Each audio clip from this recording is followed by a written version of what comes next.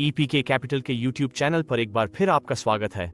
आज हम भारत की सबसे प्रतिष्ठित कंज्यूमर गुड्स कंपनियों में से एक डाबर इंडिया में गहराई से उतरने जा रहे हैं।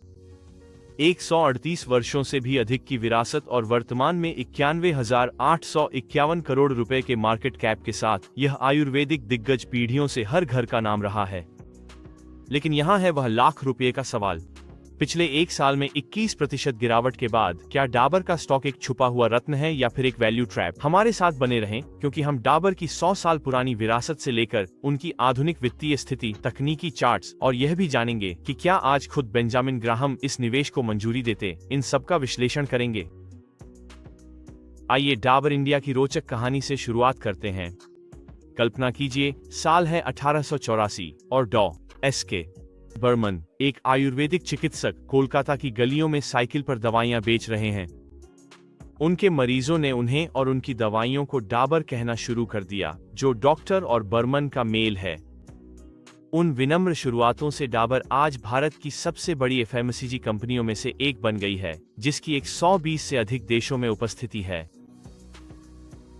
कंपनी अब भी बर्मन परिवार के नियंत्रण में है, जो प्रमोटर के रूप में कंपनी के लगभग 66.2% हिस्से के मालिक हैं। वर्तमान नेतृत्व में आनंद सी. बर्मन चेयरमैन हैं, जो संस्थापक परिवार की 5वीं पीढ़ी का प्रतिनिधित्व करते हैं। जो उल्लेखनीय है वह यह है कि उन्होंने किस तरह एक पारिवारिक व्यवसाय से एक पेशेवर रूप से प्रबंधित उद्यम में रूपांतरण किया, जबकि अपनी आयुर्वेदिक जड़ों को बनाए रखा। बर्मन परिवार के नेतृत्व में डाबर एक छोटी दवा निर्माता कंपनी से विकसित होकर एक विविधीकृत उपभोक्ता वस्तु दिग्गज बन गई है, जिसमें डाबर च्यवनप्राश, रियल जूस, वाटिका और फेम जैसे ब्रांड शामिल हैं। कंपनी की रणनीति, जिसमें पारंपरिक आयुर्वेदिक ज्ञान को आधुनिक विज्ञान के साथ जोड़ा गया है, भीड़भाड़ वाले एफएमसीजी क्षेत्र में इसकी सबसे बड़ी खासियत रही है। 10 वर्षीय वित्तीय विश्लेषण। अब आइए आंकड़ों का विश्लेषण करें और देखें कि डाबर ने पिछले दशक में वित्तीय रूप से कैसा प्रदर्शन किया है। उनकी राजस्व वृद्धि को देखें तो कंपनी ने पिछले 5 वर्षों में 9.32% की ठोस CAGR दर्ज की है। राजस्व वित्त वर्ष 2021 में 8,685 करोड़ रुपए से बढ़कर वित्त वर्ष 2025 में 12,404 करोड़ रुपए हो गया है। हालांकि यहीं पर चीजें दिलचस्प हो जाती हैं। जहां राजस्व में वृद्धि हुई है, वहीं लाभप्रदता के मार्जिन पर दबाव बना हुआ है। शुद्ध लाभ मार्जिन वित्त वर्ष 2021 में 16% से घटकर वित्त वर्ष 2025 में 11.98% रह गया है। ये मार्जिन में गिरावट मुख्य रूप से कच्चे माल की लागत में महंगाई और एफएमसीजी क्षेत्र में बढ़ती प्रतिस्पर्धा के कारण हुई है। आइए कंपनी की वित्तीय स्थिति के बारे में बात करें।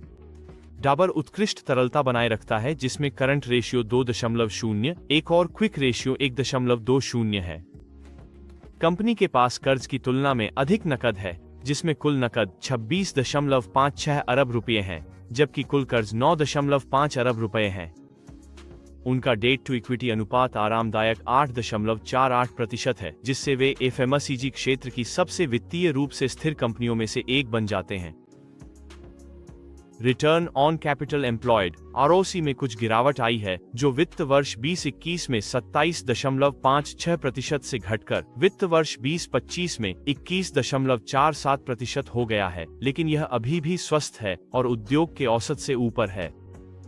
अर्निंग्स पर शेयर EPS अपेक्षाकृत स्थिर रही है, जो वित्त वर्ष 2021 में 9.58 रुपये से बढ़कर वित्त वर्ष 2025 में 9.97 रुपये हो गई है। स्टॉक चार्ट का तकनीकी विश्लेषण। अब तकनीकी स्थिति की ओर बढ़ते हैं। पिछले एक दशक में डाबर के शेयर ने काफी सफर तय किया है। शेयर ने पिछले 10 वर्षों में 87.1% का रिटर्न दिया है, लेकिन हालिया प्रदर्शन चुनौतीपूर्ण रहा है। शेयर ने सितंबर 2024 में 672 रुपए का सर्वकालिक उच्च स्तर छुआ था, लेकिन तब से इसमें सुधार हुआ है और यह वर्तमान में लगभग 514 रुपए के स्तर पर है। मुख्य तकनीकी स्तरों को देखें तो शेयर वर्तमान में अपने 52 सप्ताह के उच्च 671 रुपए और 50 पैसे से नीचे और 52 सप्ताह के न्यूनतम 433 रुपए और 30 पैसे से ऊपर ट्रेड कर रहा है। RSI फिलहाल 40.34 पर है, जो दर्शाता है कि शेयर ओवरसोल्ड क्षेत्र के करीब पहुंच रहा है। कई तकनीकी संकेतक जैसे MACD मंदी के संकेत दे रहे हैं, जबकि शेयर अपने 200 दिवसीय मूविंग एवरेज से ऊपर ट्रेड कर रहा है, जो दीर्घकालिक तेजी के रुझान को बरकरार रखता है। देखने योग्य प्रमुख रेजिस्टेंस स्तर लगभग 530 और 560 रुपए हैं, जबकि सपोर्ट स्तर 480 और 500 रुपए पर स्थित हैं। शेयर का बीटा 0.25 है, जो दर्शाता है कि यह व्यापक बाजार की तुलना में कम अस्थिर है, जिससे यह स्थिरता चाहने वाले सतर्क निवेशकों के लिए उपयुक्त बनता है। बेंजामिन ग्राहम मूल्यांकन। अब वैल्यू इन्वेस्टिंग के नजरिए से देखें तो क्या बेंजामिन ग्राहम मौजूदा कीमतों पर डी बोअर को मंजूरी देंगे? आइए उनकी प्रसिद्ध सूत्र को लागू करते हैं। 9.97 की EPS और 60.94 प्रति शेयर बुक वैल्यू के साथ हम ग्राहम नंबर की गणना कर सकते हैं। ग्राहम सूत्र का उपयोग करते हुए वर्गमूल 22.5 गुना EPS गुना प्रति शेयर बुक वैल्यू हमें मिलता है वर्गमूल 22.5 गुना 9.97 गुना 60.94 बराबर वर्गमूल 13,664, जो कि 117 रुपये के बराबर है। यह दर्शाता है कि आंतरिक मूल्य लगभग 117 रुपये है, जब शेयर 514 रुपये पर ट्रेड हो रहा है, जो ग्राहम के सतर्क मानकों के अनुसार काफी अधिक मूल्यांकन को दर्शाता है। हालांकि यह ध्यान देना महत्वपूर्ण है कि ग्राहम सूत्र को एक अलग युग में औद्योगिक कंपनियों के लिए बनाया गया था। एक उच्च गुणवत्ता वाली उपभोक्ता वस्तुओं की कंपनी डी बोअर, जिसके पास मजबूत ब्रांड और लगातार नकद प्रवाह, ग्राहम द्वारा गणना किए गए मूल्य से अधिक प्रीमियम पर ट्रेड होना असामान्य नहीं है। कंपनी का PB अनुपात 8.19 उसके 10 वर्षीय न्यूनतम के करीब है, पूर्ण अधिक मूल्यांकन के बावजूद सापेक्षिक मूल्य का संकेत देता है। फायदे बनाम नुकसान, बुल केस बनाम बियर केस। आइए निवेश थीसिस के दोनों पक्षों की जांच करें।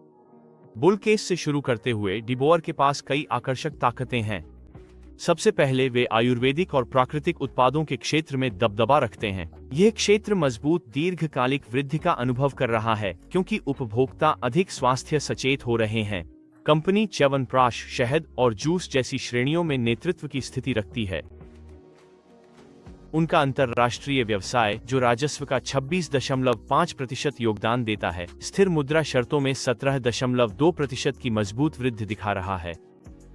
यह भौगोलिक विविधीकरण घरेलू बाजार पर निर्भरता को कम करता है और विकास के अवसर प्रदान करता है।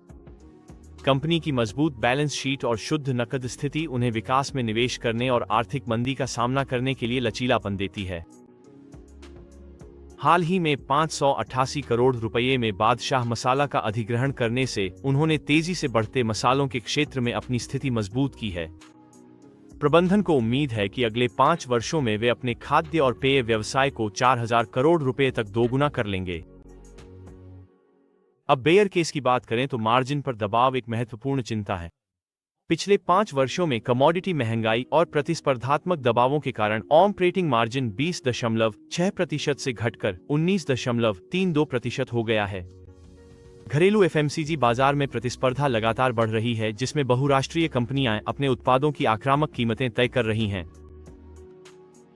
ग्रामीण मांग, जो डाबर की कुल बिक्री का लगभग 50% है, विभिन्न आर्थिक कारणों से कमजोर रही है।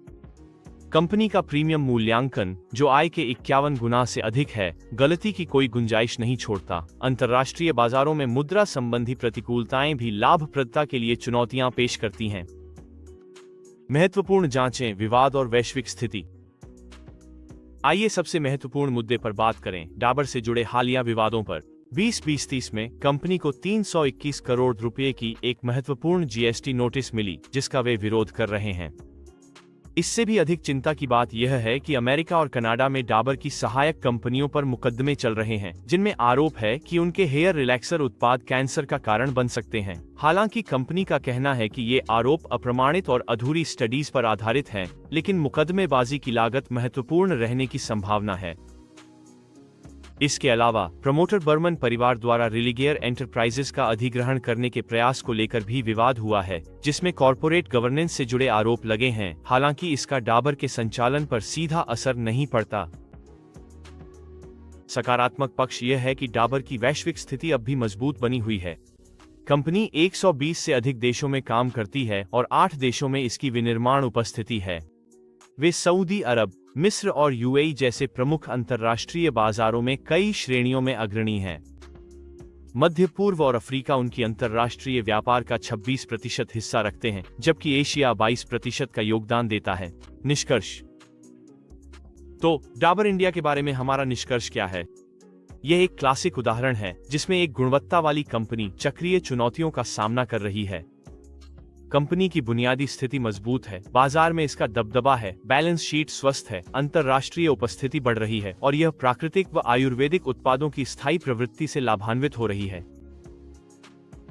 हालांकि वर्तमान चुनौतियां असली हैं: मुनाफे पर दबाव, प्रतिस्पर्धा की तीव्रता, ग्रामीण मांग में मंदी और ऊंचे मूल्यांकन। वर्तमान कीमतों पर यह शेयर लगभग पूर्णता को दर्शा रहा है, जिससे मूल्य सचेत निवेशकों के लिए सुरक्षा का मार्जिन बहुत कम रह जाता है। लंबी अवधि के उन निवेशकों के लिए जो आयुर्वेदिक और प्राकृतिक उत्पादों की कहानी में विश्वास रखते हैं, डाबर किसी भी महत्वपूर्ण गिरावट पर, जब कीमतें 450 से 470 रुपए के स्तर से नीचे आ जाएं, आकर्षक हो सकता है। जो लोग त्वरित लाभ की तलाश में हैं, उनके लिए आने वाले कुछ तिमाही बेहद महत्वपूर्ण होंगे। अगर मुनाफे में सुधार और ग्रामीण मांग में पुनरुद्धार के कोई संकेत मिलते हैं, तो इससे शेयर की दोबारा रेटिंग हो सकती है। अस्वीकरण: यह विश्लेषण केवल शैक्षिक उद्देश्यों के लिए है और इसे निवेश सलाह के रूप में नहीं लिया जाना चाहिए।